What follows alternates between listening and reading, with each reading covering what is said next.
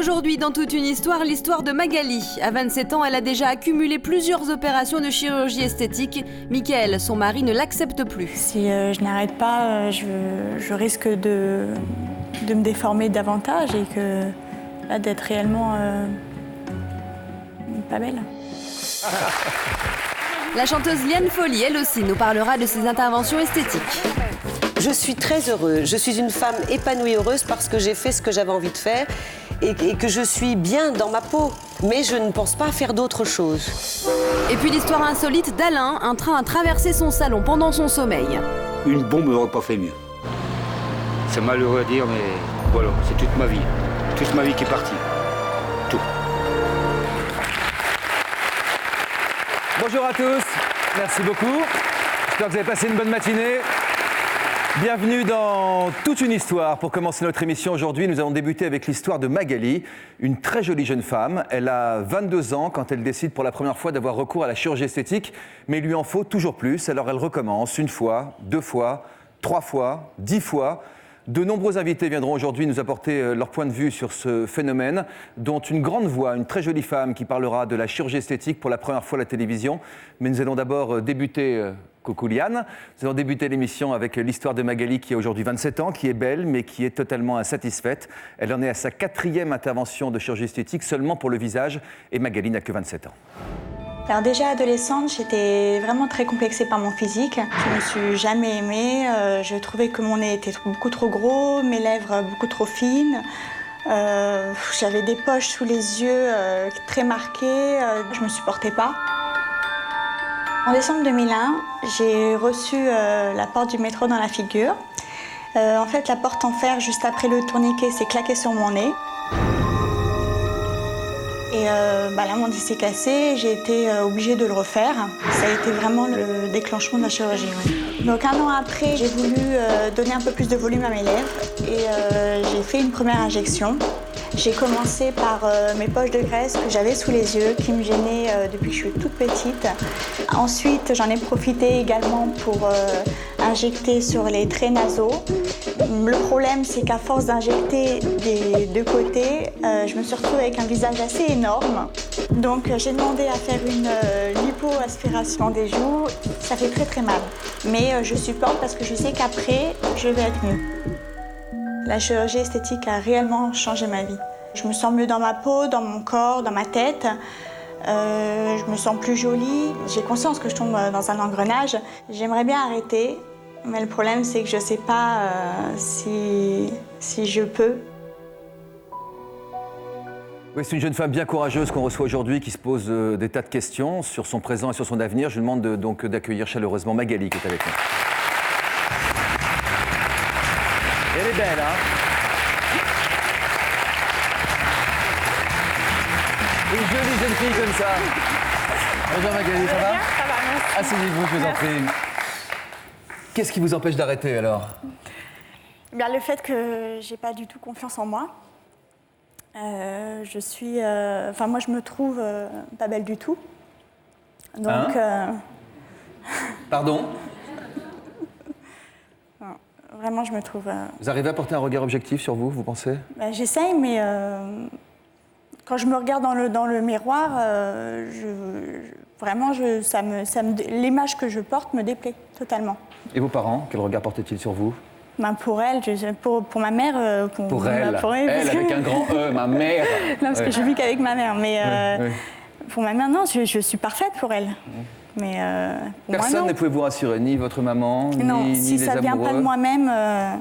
ni même votre certain. mari aujourd'hui? Non, même mon mari. Qu'est-ce qu'il en pense, lui? Il me trouvait plus jolie avant. Vous comprenez ça? Non, je ne comprends pas. Moi, je me préfère aujourd'hui. Et vous avez envie de continuer?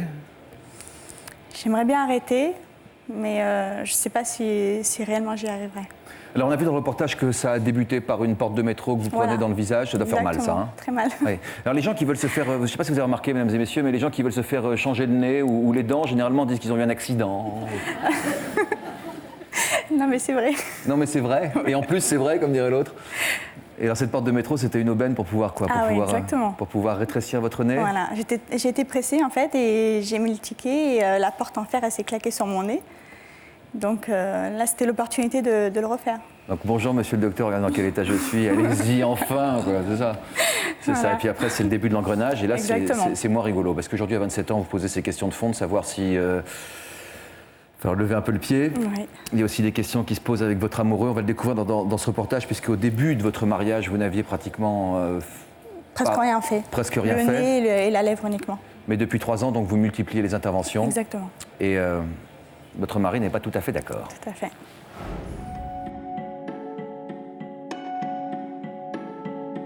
J'ai rencontré Magali en septembre 2002 à l'occasion d'un dîner. Ça a été, on peut dire que ça a été un coup de foudre. Elle paraissait être une fille plutôt bien dans sa peau et au premier abord qui avait l'air d'avoir confiance en elle. Alors à l'époque où je l'ai rencontrée, elle avait seulement refait son nez et il me semble qu'elle avait fait une petite intervention aux lèvres. Elle a basculé dans la chirurgie 1 an après. Je le vis mal parce qu'elle est différente physiquement. Quand je regarde des photos de l'époque, je la préférais avant. La chirurgie, elle vit avec nous. Elle fait partie du couple. C'est un problème qui peut ressortir à tout moment. Ouais, on rentre instantanément en confrontation. Moi, ce que j'aimerais, c'est être nette. Voilà, par exemple, tu vois, si je tire ma peau là, comme ça, c'est horrible. on la voit plus. C'est horrible. On dirait un fantôme avec le C'est visage horrible tout pour lissé. toi, moi j'adore. J'ai plusieurs fois mis mon veto, ça n'a pas toujours servi à grand-chose, jusqu'à des grosses crises. J'aimerais qu'il accepte pendant un certain temps, le temps que je modifie encore quelques défauts que j'ai sur moi. Ce que je comprends pas, c'est qu'à force de modifier, ça me plaît de moins en moins. Et je pense qu'à un moment, il va falloir choisir entre la chirurgie ou son mari. Aujourd'hui, je pense que si elle touche à quelque chose sans prévenir, comme elle l'a fait plusieurs fois, je pense qu'il y aura une rupture. Michael, bonjour. Bonjour. Pourquoi rapprochez-vous de moi un peu, là, on est trop loin les uns des autres. Pourquoi êtes-vous si catégorique vis-à-vis de votre femme? Qu'est-ce qui vous embête tant que ça? D'abord l'engrenage, et puis je pense qu'il y a un moment où il faut savoir s'arrêter. Ça, je suis d'accord là-dessus. Physiquement, elle disait que vous la trouviez moins jolie. Ça ne doit pas être super encourageant. Vous voulez dire ce que vous pensez? Ouais, je trouve que c'est moins bien. Je trouve que c'est différent.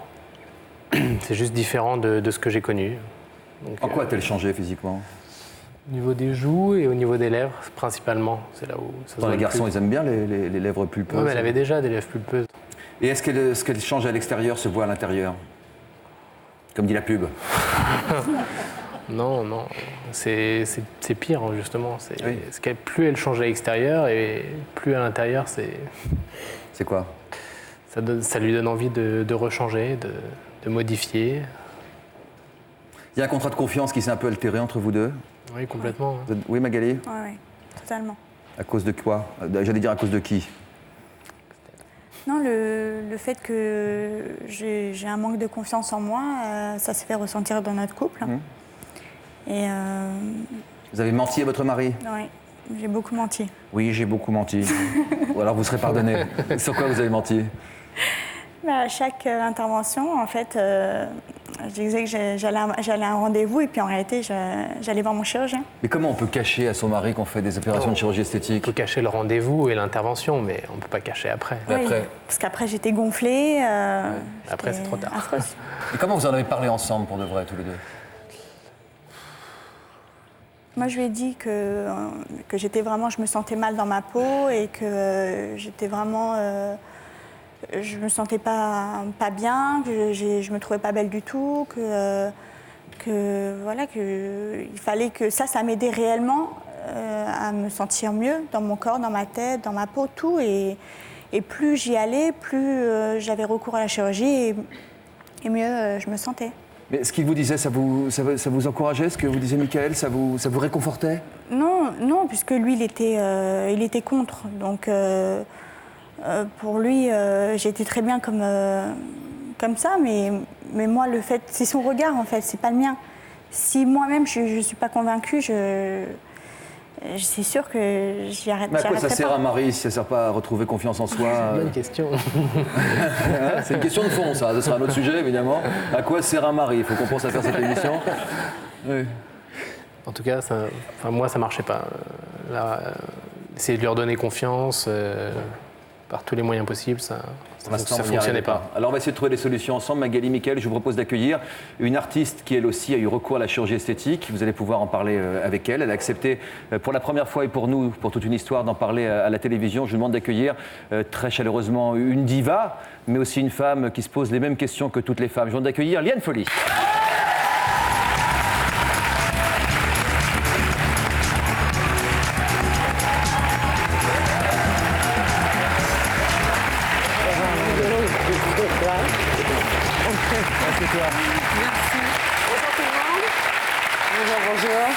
Merci d'abord de la confiance que tu nous accordes. Merci à vous.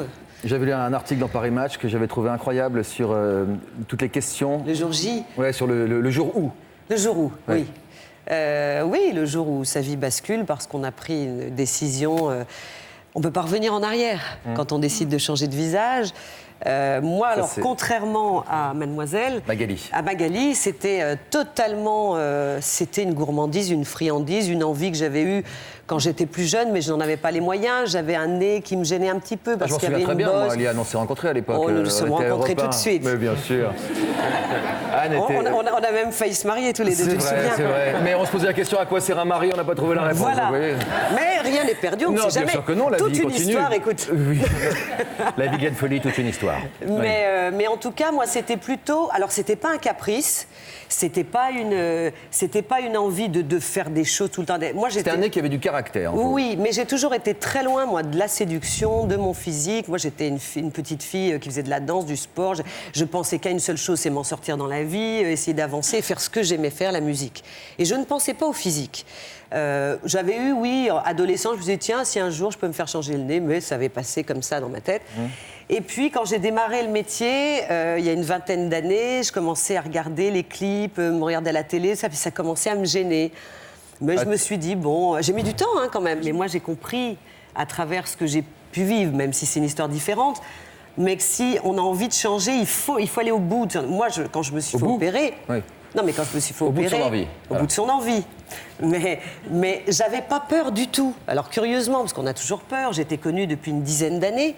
Je l'ai fait en 97, alors ça j'avais veut dire qu'il commencé allait y en avoir 87. un petit choc pour le public, quand même. Je me suis dit, le public, mais en même temps, ce qui est génial, c'est qu'on se dit que le public est fidèle. Il nous suit toujours. Il a compris. Il y a plus de gens qui m'aimaient, qui me suivaient dans le public, qui ont compris que de gens qui travaillaient avec moi, par exemple, ou des médias qui en ont fait plus une histoire que ceux qui écoutent tes chansons et qui oui, apprécient voilà, ta voix. Je crois qu'ils ont compris. Et je crois que j'ai eu surtout la chance d'avoir aussi un très bon chirurgien qui a pu réussir l'opération telle que je me voyais dans ma telle que je m'imaginais. Et quand on a retiré les bandages? C'était terrible. Ah bon? C'était horrible. Bah oui, parce qu'à un moment donné, moi j'étais tout le temps fait comme ça, j'avais plus le même regard, je me suis pas reconnue dans la glace. Et même si on nous dit que ça met du temps à se mettre en place, on a un certain choc. Et on se dit, si je reste comme ça va être terrible. Et moi, je sortais un album en plus, c'était en décembre 97, je sortais un album 5 mois après. Enfin, c'était horrible. Mais...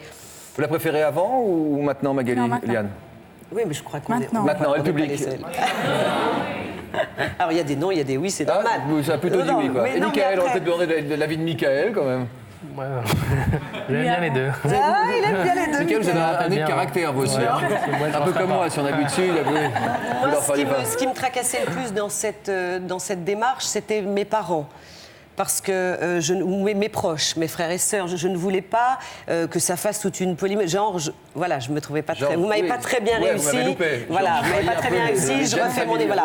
Et puis je leur en ai parlé un jour très calmement, je leur ai dit, voilà, je vais me faire... Oh, ils comprennent aussi que j'ai un métier d'image et que je dois avant tout m'aimer et que, voilà, tout le monde attendait autour de moi. Et ensuite, ça a changé énormément de choses, par contre, à l'intérieur de moi. Parce que c'est à la fois une thérapie, on se sent mieux dans sa peau, et puis quelque part, tel que moi, quand je me regardais dans la glace, je me voyais pas, je voyais quelque chose de très pointu, et je me voulais ronde, je voulais voir autre chose, comme j'étais à l'intérieur. Alors ça, c'est à voir avec l'estime de soi et l'image de soi. Oui, ça n'a pas vraiment à voir avec l'image réelle qu'on a. Non.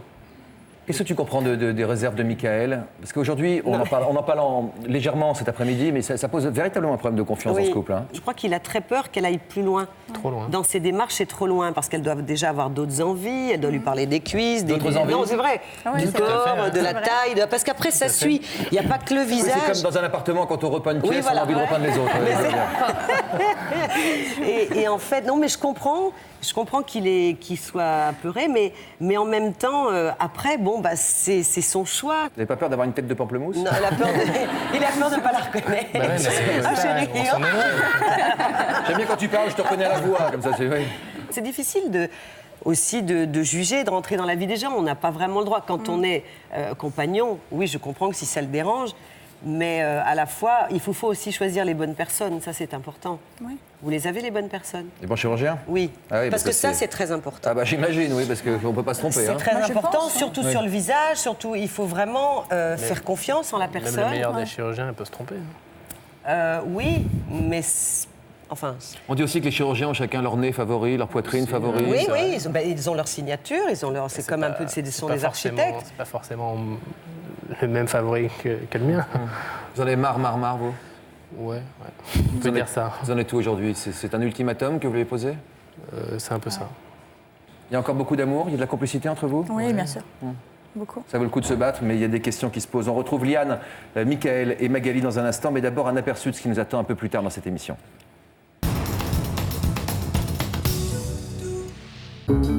Tout de suite, dans toute une histoire, l'histoire d'Irène, qui ne cesse de harceler son chirurgien esthétique. Et vous débarquez chez elle comme ça sans prévenir? Plus rarement maintenant, parce que c'est interdiction stricte. Ah bon? Et puis l'histoire insolite d'Alain, un train a traversé son salon pendant son sommeil. Vous connaissez votre voisin? Bien sûr. Vous avez peut-être une pensée pour lui? Oui, tout de suite. Ah ouais. Il était déjà dans la rue, lui. Nous, D'accord, quand on s'est levé, il d'accord. était déjà dans la rue. J'étais déjà dans la rue en slip, je le dis bien. Ah oui. C'est dommage qu'on ait raté ça.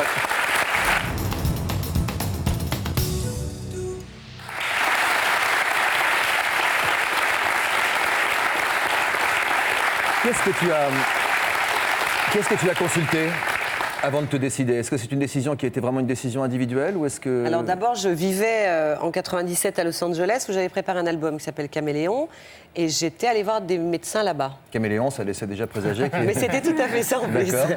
Et j'avais très envie, j'étais allée voir un médecin là-bas, puis ça m'a fait un petit peu peur. J'étais à Los Angeles, je ne connaissais pas les gens, et puis après j'ai été très bien renseignée et dirigée par quelqu'un de très bien. Alors je sais qu'on n'a pas le droit de faire bip, on n'a Oui. pas le droit de citer Ah, les le noms. fameux docteur Bip. Voilà. C'est ça. Est-ce que Non, tu as consulté ton entourage avant de prendre de cette décision importante et irréversible?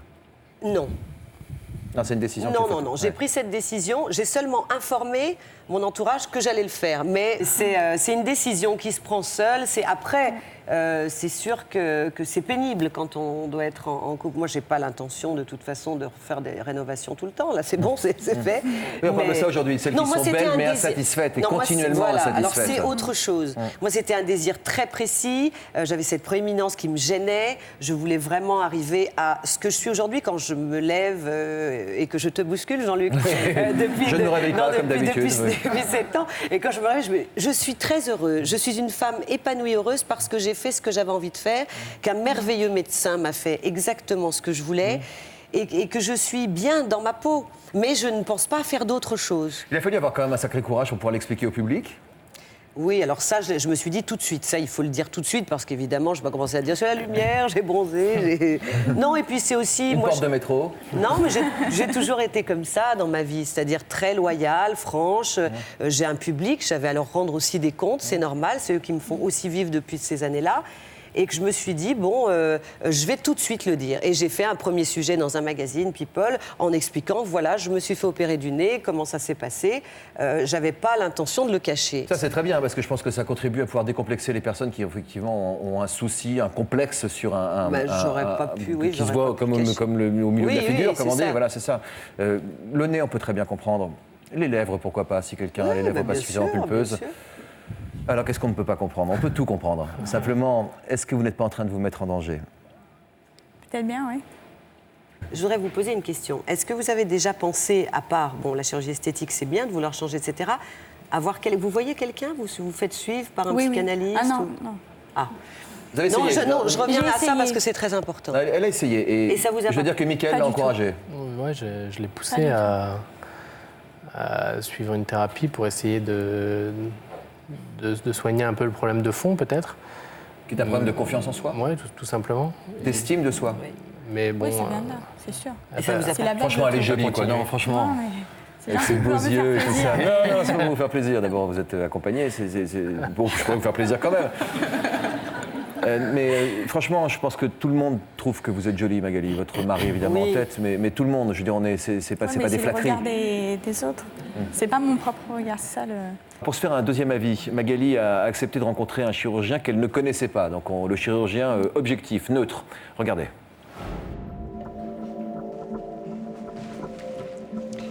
Bonjour docteur. Enchanté. Entrez. Merci. la première impression quand Magali est rentrée dans le cabinet, celle d'une jeune fille pas loin de la trentaine, jolie, mais manifestement qui a déjà amorcé une approche esthétique, peut-être avec un volume des lèvres un peu caricatural et des pommettes légèrement saillantes. Et dites-moi ce qui ne va pas. Ces traits qui sont vraiment très marqués, ces poches de graisse, elles sont très légères, mais on les voit encore. Ces petits traits que j'ai, Au niveau de la vallée des larmes. voilà. Ouais. Le problème de Magali, c'est qu'elle ne s'aime pas, tout simplement. Elle a un manque de confiance en elle qui est évident et elle essaie de se rassurer. Et pour se rassurer, elle prend possession de son corps. Les disgrâces qui la gênent sont vraiment très très discrètes, sont plus maintenant des imperfections dues à ce qu'elle a fait et non à son visage initial. Et la tendance qu'elle a d'idéaliser constamment son visage ne lui permettra pas d'être heureuse. Vous aurez toujours des sillons, parce que vous avez une forme de visage comme ça. Au niveau des poches de graisse, vous n'en avez pas. Est-ce qu'il faut vous injecter et repartir sur un site d'injection? Moi, je vous déconseille. Si elle s'arrête là, je pense que ça pourrait tout à fait bien se passer pour elle et dans sa tête. Si elle continue l'escalade, les déformations vont être très importantes et il y aura toujours au-delà. Eh bien, c'était très intéressant, mais je ne pense pas qu'il a réussi à me faire changer d'avis. Il y a encore des petites rectifications à faire et même s'il m'a dit de me calmer, non, malheureusement, c'est pas possible. Alors, qui pourrait vous faire changer d'avis si c'est pas votre mari, si c'est pas un chirurgien, si c'est pas Liane Folly? Uniquement moi-même. Qu'est-ce qui pourrait se passer pour que vous changiez d'avis? Que j'ai enfin confiance en moi. Docteur, si elle continue, bonjour, qu'est-ce qu'elle risque, Magali? Ce qui arrive, c'est ce qu'on vient de voir, à savoir une sorte d'escalade avec une absence de maîtrise de son visage et de son corps. Même si elle recherche une nouvelle identité au niveau de son visage, je crois que son visage va lui échapper et ça ne correspondra pas et jamais à ce qu'elle aimerait être. Même si elle essaie de se plaire et ensuite de plaire aux autres, le côté un peu narcissique, exacerbé de Magali fait qu'elle sera toujours mécontente. Sur notre site internet, les spectatrices nous ont beaucoup dit que les chirurgiens avaient du mal à les calmer, qu'aujourd'hui l'imagination était au pouvoir dans les cabinets et que si on venait avec une petite question, on pouvait repartir avec 10 réponses. Vous voyez ce que je veux dire? Et 10 choses à faire. Comment vous faites, vous? Comment vous prenez position vis-à-vis de celles qui en veulent peut-être un petit peu et à qui on est tenté de donner plus, ou celles qui en veulent trop et à qui il faudrait donner moins? Alors, je crois qu'il faut voir déjà plusieurs fois ces patientes pour mieux les cerner sur le plan psychologique et à partir de là délimiter la demande psychologique et esthétique, voir s'il y a une correspondance entre les deux. Bon, pour Liane Folly, vous avez peut-être un problème au niveau du nez que vous analysez parfaitement et avec votre chirurgien, vous avez tout à fait expliqué la demande, il a parfaitement compris ce que vous avez demandé et des moments où les deux projets coïncident, à partir de là, on peut envisager d'aller plus loin. Donc il ne faut pas se précipiter sur les patientes, ça ne sert à rien. Voir 2 fois une patiente au minimum et partir sur une compréhension globale, je crois que c'est l'idéal. Ça évite d'avoir des ennuis et des escalades parfois malheureuses. Oui, elle a raison, mais... Vous êtes en mouvement aujourd'hui? Comment? Comment ça évolue dans votre esprit? J'y repense encore. Aujourd'hui, quand je me regarde, oui, je vois toujours mes imperfections et j'ai envie de les atténuer pour atteindre mon idéal. J'ai l'impression que les personnes, et j'en connais beaucoup, qui sont vraiment obsédées par leur image, par ce qu'ils représentent pour eux-mêmes dans la glace, dans le miroir, eh bien, n'ont malheureusement pas d'autres envies dans la vie, enfin d'autres préoccupations, je dirais qu'elles soient d'ordre complètement différent, mais une passion. Est-ce que c'est le cas pour vous ? Non, pas du tout. Non, mais pour moi, le physique est très important, donc j'ai... À part le physique, qu'est-ce qui est important dans votre vie ? Ma fille, mon couple, tout. Vous l'aimez, votre mari ? Bien sûr. Quand il vous dit qu'il y a un problème de confiance entre vous deux ? Oui, c'est vrai. S'il vous demandait de choisir entre la chirurgie et lui ? Non. Non, mais la chirurgie, c'est important. Je veux qu'ils comprennent aussi que si j'y ai recours, c'est que je suis pas bien et pour pouvoir être bien, il faut qu'ils me laissent aller jusqu'au bout. Mais est-ce que ça peut se terminer ? Ce ne sera jamais terminé, j'ai l'impression, docteur, aller jusqu'au bout. Pas. Quand on l'écoute, on a du mal à imaginer que ça peut terminer. Mais ça le peut ? Mais je pense que oui. Il ne faut pas être pessimiste. Vous étiez optimiste tout à l'heure, mais il faut être optimiste. Alors ça pose question, vous restez avec nous pour la suite de l'émission. Si je peux me permettre un petit conseil, il faut se faire plus confiance. Il faut essayer de rechercher d'autres motifs d'intérêt de soi que des motifs physiques. Faites-vous aider, restez avec nous pour la suite. Belle mais insatisfaite, Magali n'est pas la seule à multiplier ses opérations de chirurgie esthétique, évidemment. Ce n'est pas aujourd'hui que l'histoire de Magali, c'est l'histoire de beaucoup de femmes dont on parle aujourd'hui. D'autres femmes sont comme elle, dépendantes donc à la chirurgie esthétique. Regardez. Il y a 7 ans, j'ai fait un lifting et j'ai fait les poches sous les yeux. De 6 mois en 6 mois, j'ai mes rendez-vous pour le Botox, par exemple. C'est comme s'acheter une jolie robe ou se mettre du maquillage. Pourquoi pas ? Pourquoi rester avec un nez qui ne vous plaît pas complètement ou une petite poitrine alors qu'on a les moyens aujourd'hui de réaliser ses rêves et puis de s'approcher des images qu'on nous matraque dans les journaux et à la télé. Elles ont eu recours plusieurs fois à la chirurgie esthétique. Elles sont de plus en plus belles, mais restent insatisfaites. Je recherche la beauté idéale. Je sais que la perfection n'existe pas, mais c'est ça mon problème, c'est que je suis trop perfectionniste. Je me vois jolie, mais quand tout est en ordre. Si ça n'est pas en ordre, ça ne va pas. Je voudrais me faire refaire le menton parce que j'ai une façon de me tenir parfois en baissant la tête qui me déplaît profondément. J'ai le menton qui tombe. Enfin, moi, je le vois. Les autres ne le voient pas parce qu'ils sont en face de moi, mais moi, je le sais, je le vois. Voilà, il y a toujours un petit défaut que je veux améliorer. Entre l'opération qui permettrait de se débarrasser d'un complexe et le recours systématique au bistouri, il n'y a qu'un pas. Pourquoi peut-on devenir accro à la chirurgie esthétique ?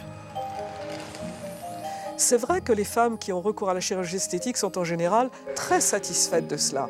Mais là, on retombe sur le problème de l'addiction, comme à une drogue, qui donne une satisfaction, mais une satisfaction momentanée. Et c'est la raison pour laquelle on y recourt à nouveau. Parce qu'au premier petit relâchement, à la première petite ride, à la première petite rondeur, on va à nouveau avoir recours à la chirurgie. Et cela masque le véritable problème de fond qui, un jour ou l'autre, va ressurgir. Au fur et à mesure, à force de vouloir, de chercher ses défauts, de vouloir absolument les réparer, améliorer son visage, je suis tombée dans un engrenage. C'est vrai que c'est un engrenage. Quand vous avez commencé, vous n'avez pas envie que ça cesse et vous n'avez pas du tout envie que ça redevienne comme c'était auparavant. Si on voit une femme venir demander, par exemple, une 3e intervention, on va lever un œil et on va se demander un petit peu ce qui se passe, parce qu'on peut être en face d'une personne qui sera une dysmorphophobe, c'est-à-dire une personne qui ne se supporte pas, qui n'aime pas son image et qui va chercher à tout changer. Et là, il ne faut pas rentrer dans ce système en principe, et c'est ce qu'on nous a enseigné, parce qu'on risque d'avoir un mécontentement permanent, voire définitif, voire des problèmes psychologiques après, extrêmement difficiles à gérer. Accepter d'arrêter là, certainement pas. Je ne vois pas pourquoi. Si j'ai commencé, c'est vraiment... Je pense que tant que j'en aurai envie, tant que j'aurai le punch pour le faire, je le ferai. Je n'arrêterai certainement pas.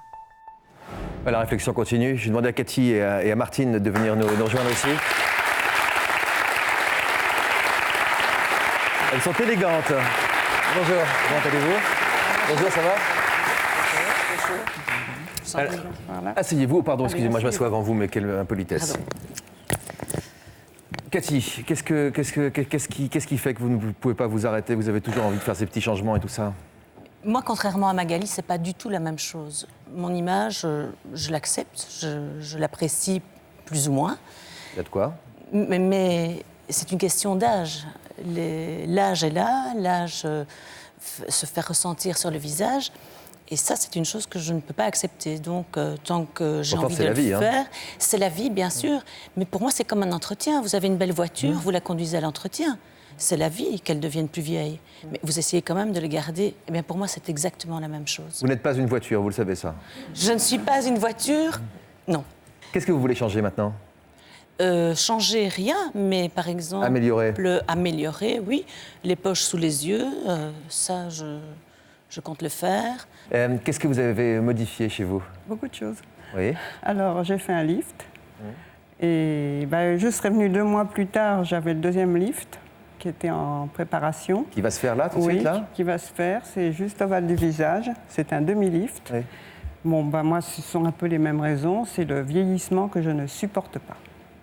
D'accord. Et qu'est-ce que vous cherchez dans ce 2e lifting? Ce que je cherche, c'est à rattraper un petit peu le temps. Je cours un peu après le temps perdu et modifier un peu l'aspect d'un visage qui n'était pas trop vilain et que je trouve maintenant un peu décadent, quoi.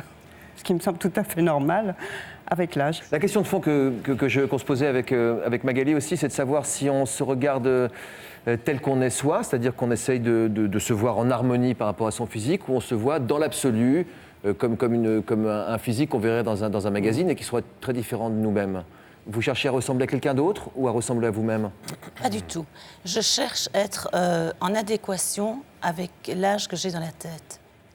Donc je vieillis, c'est clair, mais je ne veux pas justement que les stigmates de la vieillesse se marquent. Parce que dans ma tête, je ne me sens pas avoir cet âge-là. Mais je ne veux pas non plus avoir 20 ans. Je veux juste me sentir bien.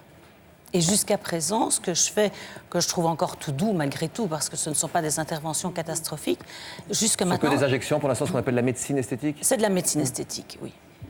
Ça, pour moi, c'est tout bonus, quoi.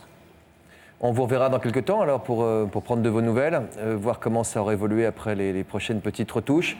Pareil pour Magali, que j'aimerais bien recevoir à nouveau sur ce plateau d'ici quelques temps, avec Mickaël, pour nous dire où est-ce que vous en êtes. Nous allons dans un instant recevoir d'autres invités. Vous restez avec nous. Pardon, bien sûr, Liane. Je désirais poser une question, si c'est possible. Bien sûr.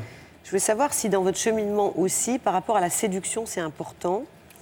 Et si, par exemple, est-ce que vous êtes plus amené à fréquenter des gens plus jeunes que vous? Absolument. Et est-ce que vous êtes plus... est-ce que j'ai l'impression aussi que ça, c'est très présent, d'avoir des personnes qu'on a choisies, des hommes, des femmes, je ne sais pas, mais plus jeunes que soi-même, et beaucoup plus jeunes, parce que vous avez peut-être du mal à supporter les gens qui ont votre âge quand vous avez la même génération. On les supporte difficilement, parce que quand vous voyez la majorité des gens, je ne voudrais pas être méchante, mais arriver à nos âges, c'est pas...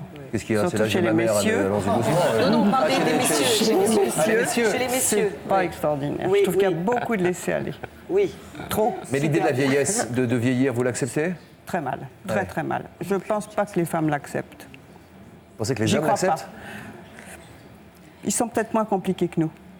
Et se laissent plus aller, vous disiez? Mais c'est pas drôle du tout de vieillir. Je pense que les messieurs l'acceptent plus facilement. Oui, mais il y a beaucoup de monsieur bedonnants, beaucoup de monsieur qui se fichent complètement avec leurs bretelles. Ils s'en fichent, mais alors royalement. Les bretelles avec la ceinture. Oui, la ceinture, ça suffit.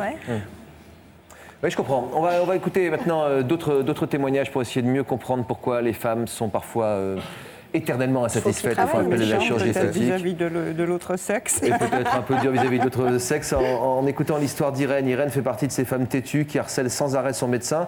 Mais alors ce qui est étonnant dans cette histoire, c'est que c'est un médecin qu'elle connaît particulièrement bien. Vous allez comprendre pourquoi.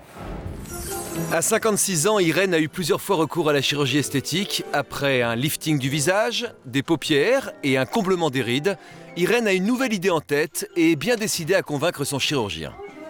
Bonjour. Vous aviez rendez-vous? Non, mais je passais dans le coin, comme d'habitude. Je vous laisse patienter 2 petites secondes en salle d'attente. Elle est en consultation, je vais voir. J'espère que j'ai mieux que... Merci. Allô, docteur? Oui, votre maman est là. Oui. Oui, je sais. Non, elle n'a pas rendez-vous.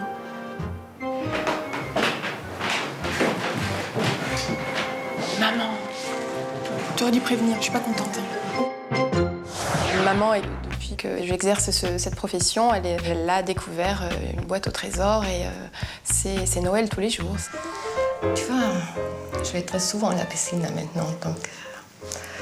On a déjà parlé des bras, maman. On a déjà parlé des bras, je te vois venir, je sais parfaitement ce que tu veux. Oui, alors, dis-moi. Elle est relativement envahissante dans ma vie professionnelle et dans ma vie personnelle et les deux se rejoignent bien souvent. C'est bien, si elle me le fait, ça. Mince alors. Tu as un joli ovale du visage. Tu trouves? Oui. Et le cou, là, on peut pas... Ah non, ne commence pas à me parler du cou. Mais avec une injection, tu peux attraper ça? Absolument pas. Il n'y a pas d'injection qui existe pour ce genre de choses. Pour le cou? Maman, tu es en position couchée, ça n'a rien de naturel. Tu t'examines avec un miroir en position couchée, donc tu ne sais pas du tout de quoi tu parles. Tu m'as parlé du visage, tu m'as parlé... Oui, mais là, tu peux tirer un petit peu. Bon, maintenant, ça suffit. Tu m'engueules tout le temps ou... Et enlève-moi ce miroir. Arrête de te regarder, c'est terminé. Quitte à attendre après les vacances, c'est pas grave, mais je vais arriver. C'est sûr. Je vous demande d'accueillir donc la mère et la fille. Qui est la mère? Qui est la fille? C'est tout un suspense. Irène et Nathalie, s'il vous plaît.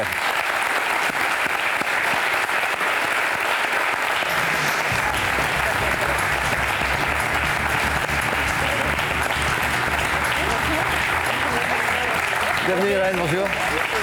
Bonjour Nathalie. Situation ambiguë dans cette relation mère-fille. C'est tellement important la relation mère-fille. C'est le moins qu'on puisse dire. La relation est très ambiguë, effectivement. Qu'est-ce que vous avez pensé des premiers témoignages de l'émission?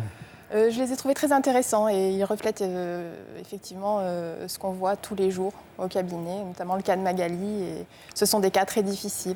Le cas d'insatisfaction permanente? Oui, absolument. Et souvent chez des jeunes femmes de plus en plus jeunes. Et de plus en plus jolies et qui ont vraiment qui placent la barre très très haut et qui cherchent un petit peu la perfection. Qu'est-ce qu'il y a de si ambigu dans votre relation à tous les deux? Parce que vous êtes chirurgien esthétique, vous l'avez souhaité, personne ne vous a forcé ou c'est votre maman? Non, absolument pas. Vous l'avez fait pour votre maman ou vous l'avez fait pour... Non, je n'ai pas du tout dans l'esprit de traiter ma maman, loin de là. Et non, c'est un métier que j'ai choisi par amour du métier. Vous avez traité votre maman comme vous dites déjà? Oui, j'ai déjà traité maman, oui, effectivement. Qu'est-ce que vous l'avez fait à votre maman? Alors pour le moment, je lui ai fait des choses assez légères. Donc j'ai assisté aux interventions chirurgicales lourdes qu'elle a subies. Pour ma part, pour le moment... Comme adjointe alors, comme à côté du chirurgien? Oui, absolument. C'était encore pendant votre apprentissage en fait? Absolument, c'est mon maître en chirurgie qui a opéré maman. Et pour le moment, j'essaie de m'en tenir à des injections, on va dire un aspect plus médical de l'esthétique. Des injections où, si vous pouvez nous montrer? Eh bien, avec vos doigts? Donc j'ai traité le haut du visage avec de la toxine botulique pour lisser l'expression. Et puis des injections de comblement au niveau des sillons nasogéniens dont parlait Magali tout à l'heure. Et des petites pertes de volume de la face. Le vieillissement se caractérise par des pertes de volume, on regonfle, exactement. Le cou, les bras, alors ce sont les demandes d'Irène? Ah oui. J'insiste, ça va venir. Je crois que c'est... Rien d'extraordinaire, c'est une chose pas si lourde et assez courante. À mon âge, là, on commence à envisager un peu par-ci, par-là, pour prolonger quand même d'avoir un physique agréable et jeune le plus longtemps possible. Et le danger, ou le bonheur de chose, c'est que je m'en chirurgien personnel à côté. Donc, oui, ça n'a pas l'air trop lui plaire. Et vous débarquez chez elle comme ça sans prévenir? Dans son cabinet, je veux dire. Oui. Et plus rarement maintenant, parce que c'est interdiction stricte. Ah bon? Mais la consultation privée... si vous voulez, la frontière entre... la maison, on en arrive parfois à une consultation permanente. Ma chérie, aujourd'hui, en dehors comment du tu te trouves? Il y a pas, tu crois là, tu vois? Alors le coup, vous allez on faire est quoi? tenté, c'est évident. Le coup, rien. Le coup, rien, là. Je pense qu'elle est 2 ou 3 étapes en avance, là. Donc, non, le coup, rien. Moi, en tout cas, ce qui me fascine, c'est cette relation qui est incroyable et le choix de cette jeune femme qui a choisi quand même de faire exactement... On dirait que vous avez... que c'est une baguette magique et qu'une fée, vous avez, pour le plus grand plaisir de votre mère, vous allez faire exactement ce qu'elle aime et ce qu'elle veut. C'est ça qui est curieux. Alors va-t-elle le faire, ne va-t-elle pas le faire? Écoutez d'abord ce message. Il s'agit peut-être de votre histoire. Si c'est le cas, n'hésitez pas à nous contacter. Votre enfant est en pleine crise d'adolescence. Vous êtes sur le point de devenir père pour la première fois. Vous avez été sauvé par un animal. Pour nous raconter votre histoire, contactez-nous au 01 53 84 30 08 ou connectez-vous sur le site de l'émission.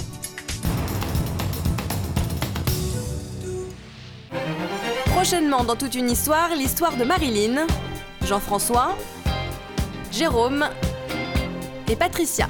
Ils sont tous les 4 à la recherche du grand amour. Bonjour Prince Charmant. Écoute mon cœur plein d'émoi. Des grandes, des petites. Si tu es sensuelle. Des bombes, des grosses, des sexy. Qui t'aime et te supplie. Si tu as envie de me faire rire. Tu sais où je suis, viens quand tu veux. Tous les hommes sont menteurs, faux, inconstants, bavards. Non, ça j'ose pas le dire, je le dis après en précis. Jean-François, il y a déjà quelqu'un à qui vous plaisez? Eh ben ça chauffe. Hein. Regardez, ils sont mignons, c'est vrai. Ils sont mignons, c'est vrai. Tout timide. Enfin, Corinne Touzé sera face au public pour nous raconter son histoire. Il y a des fourrures de chats et de chiens qui circulent dans le commerce, oui. Donc ça existe depuis toujours et il faut que ça cesse. Donc c'est pour ça que je suis là.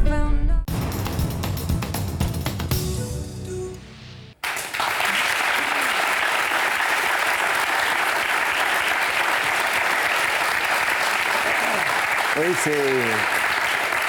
non, votre fille nous disait en préparant cette émission à nos journalistes que vous aviez 3 regards différents sur votre mère. Est-ce que vous pouvez nous expliquer cela? Oui, tout à fait. En fait, je porte sur maman 3 regards. Donc, je la vois en tant que ma mère. J'ai un regard de fille. Par la force des choses, maintenant, un regard de chirurgien, de médecin, et puis aussi un regard de femme. Alors, le regard de femme? Alors, le regard de femme, j'ai réalisé que j'entrais dans l'engrenage. Je vais travailler à ce que maman soit de plus en plus jeune et de plus en plus belle. Plus jeune que vous? Plus belle que vous? Moi, je continue à vieillir et je serai un jour peut-être moins belle. Et par contre, je vais travailler à ce que maman le reste. Et alors? Oui, je pense que, sans parler de rivalité, peut-être que le fait que ce soit moi qui exerce cette action sur elle est un petit peu contre nature. Je ne sais pas encore. Je me pose encore certaines questions. C'est le sens de votre démarche, c'est-à-dire confier votre maman à d'autres chirurgiens? Je n'hésiterai pas à le faire. Je n'hésiterai pas à le faire. Irène?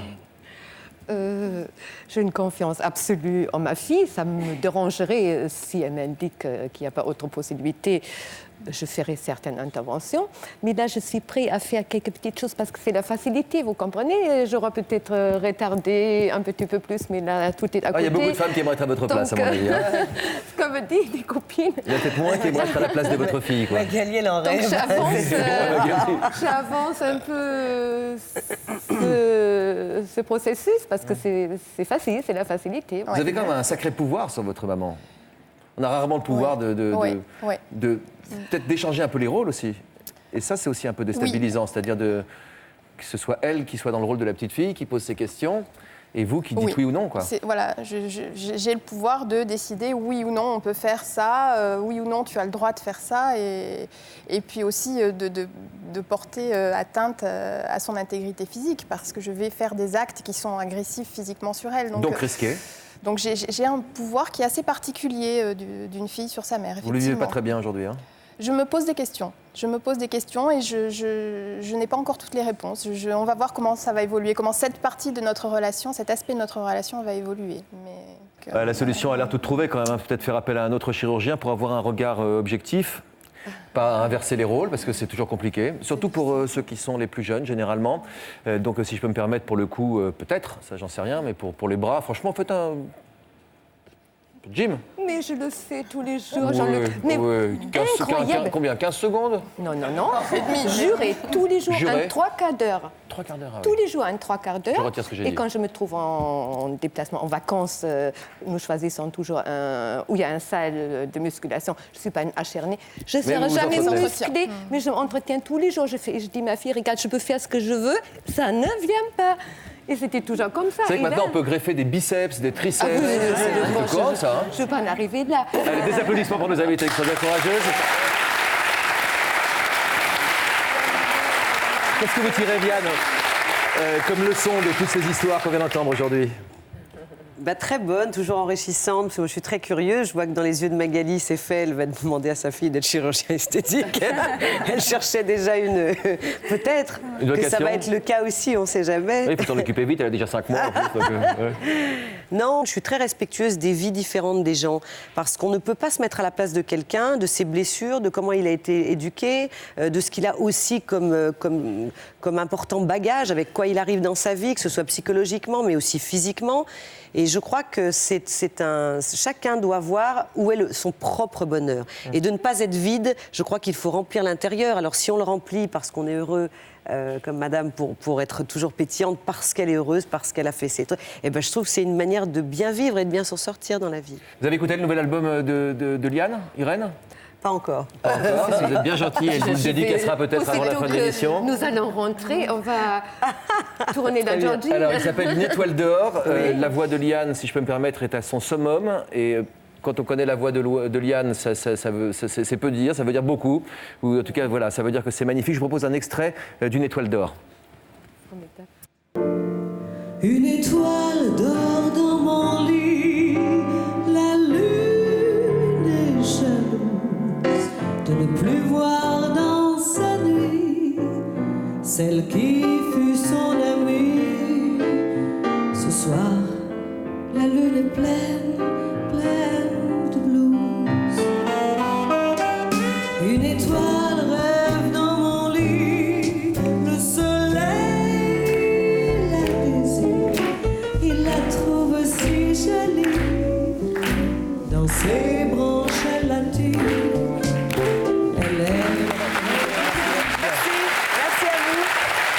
Merci beaucoup. Merci à toi. Merci. Merci, je vous embrasse. Restez avec nous. Voici à présent une histoire qui a scotché les journalistes de notre rédaction. Une histoire incroyable maintenant dans toute une histoire. C'était il y a quelques semaines, ça se passe dans un petit village du Nord. Alain et Yvette dormaient tranquillement quand un train est entré dans leur salon. C'est plus efficace qu'un réveil matin, mais c'est un peu plus désagréable. Regardez. Samedi 7 août 2006, 2h du matin, la nuit est tombée depuis quelques heures sur Feigny, petite ville du Nord. Comme tous les soirs, Alain et sa femme dorment à quelques mètres de la voie ferrée qui borde leur maison.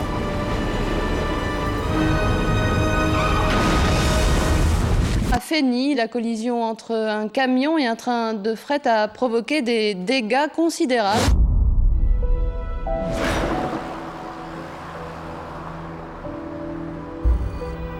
Je regardais la télévision. Vers 11h30, minuit moins le quart, je me suis senti un petit peu fatigué, puis j'étais me coucher. Et c'est ça peut-être qui m'a sauvé la vie, parce que bon, quand ça arrive à 2h moins 20, j'aurais été dans le salon, j'étais tué.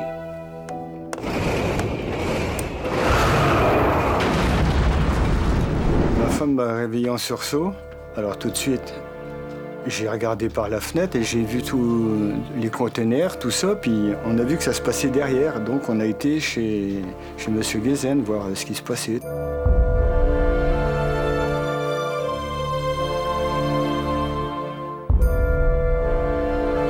J'ai voulu ouvrir mon salon, pas moyen. J'ai forcé la porte. Et puis c'est là que j'ai constaté que le conteneur était dans la maison et que tout était cassé, quoi. Tout le pan de mur est parti, il n'y avait plus de cheminée, il n'y avait plus rien du tout. Tous les gravats étaient à l'intérieur de la maison. Quand j'ai vu la maison de mon voisin, je me suis dit mais qu'il avait échappé belle. Hein. Une bombe n'aurait pas fait mieux. Plus de canapé, plus de fauteuil, plus de table basse, plus de buffet, plus rien. Pour des raisons de sécurité, la maison d'Alain a été entièrement rasée. «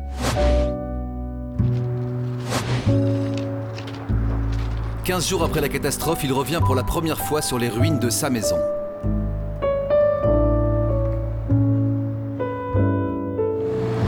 C'est malheureux à dire, mais voilà, c'est toute ma vie. Toute ma vie qui est partie. Tout.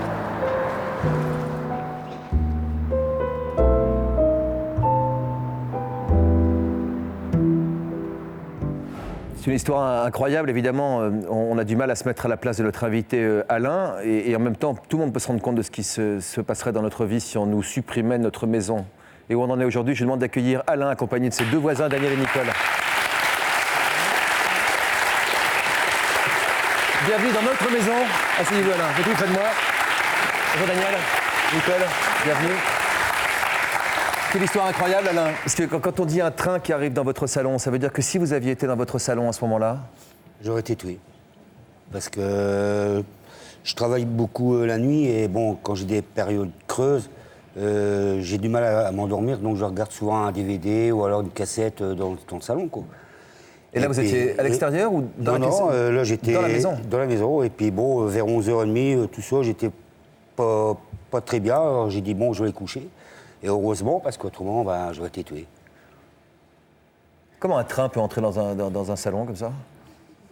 Déjà, le train, bon, c'est pas tellement... C'est-à-dire que déjà, les conteneurs n'étaient pas attachés. C'est déjà une faute grave déjà de leur part. Parce que les conteneurs, il y a des plots de centrage. Et après, en dessous, il y a des attaches de sécurité. Ils n'étaient pas faits. Donc, quand le camion a percuté le train, les conteneurs sont partis comme ils ont voulu. Et paf, 17 conteneurs qui sont partis. Vous êtes voisin, c'est-à-dire voisin à côté, juste à côté? La maison avant, ouais. Il était quelle heure quand c'est arrivé? 2h moins 20. Du matin? Du matin. Ouais. Vous l'avez entendu? Oui. Oh oui, le bruit, on l'entend tout. Vous pouvez pas y échapper? Qu'est-ce que vous vous êtes dit? Ben, moi, ma femme m'a réveillé, je dormais profondément. J'ai entendu que la fin du bruit. Et j'ai ouvert la fenêtre, j'ai vu un nuage de poussière. Je voyais plus sa maison, il n'y avait plus rien. Je dis, bon, ben, c'est pas grave, il n'y a plus de danger, le danger est passé, on risque plus rien. D'accord. Je ne savais pas que c'était du ciment qui volait.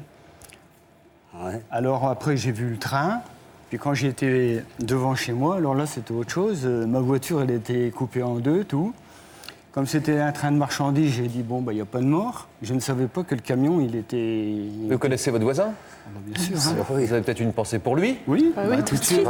Tout de suite. Rassurez-moi quand même. Oui, tout de suite. Il n'y a pas que le matériel dans la vie, il y a aussi l'humain. Oui, non, mais voilà. on savait qu'il n'y avait pas de mort. Il était déjà dans la rue, lui. Nous, quand on s'est levé, il était déjà dans la rue. J'étais déjà dans la rue en slip, je le dis bien. Ah oui. C'est dommage qu'on ait raté ça quand même. Franchement, vous nous appelez la prochaine fois. Et c'était il y a combien de temps? Le 8. Le 8 août. Le 8 août. Vous habitez où aujourd'hui? J'ai retrouvé une maison au Beuge, 3 rue de la Poste. Et qui vous a relâché? C'est moi-même qui ai retrouvé une maison. Et c'est l'assurance qui a déjà tout réglé la maison. C'est fait, ça y est? Ça y est, c'est fait, les meubles, tout ça. Enfin, je remonte tout doucement la rampe, comme on dit. Et j'ai une petite pensée à dire comme ça, que je remercie beaucoup M. Cizère, avec, franchement, avec la rapidité qu'il a fait les papiers. Voilà, donc c'est aussi pour ça qu'on voulait vous raconter cette histoire incroyable, c'est que voilà, on a tendance à dire du mal des assureurs, des garagistes, tout ça, vous faire rentrer un peu dans le même sac. Il y a des gens honnêtes, heureusement, dans tous les corps de métier. Ah ouais. Et aujourd'hui, vous avez pu retrouver une maison, mais alors quelle histoire quand même vous êtes arrivé, hein? Bah oui, mais ce qu'il y a, bon, une maison, ça se rachète. Des meubles, ça se rachète. Mais qu'est-ce qu'il y a? C'est ma vie et tous mes souvenirs qui sont restés là-bas. Ça, on me les rendra jamais. Hein. C'est tout. Merci d'être venu jusqu'à nous pour nous raconter votre histoire. À bientôt.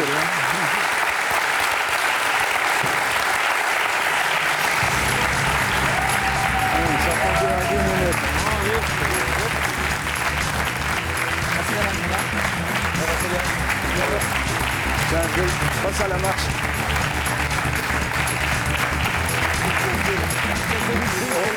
On se bat.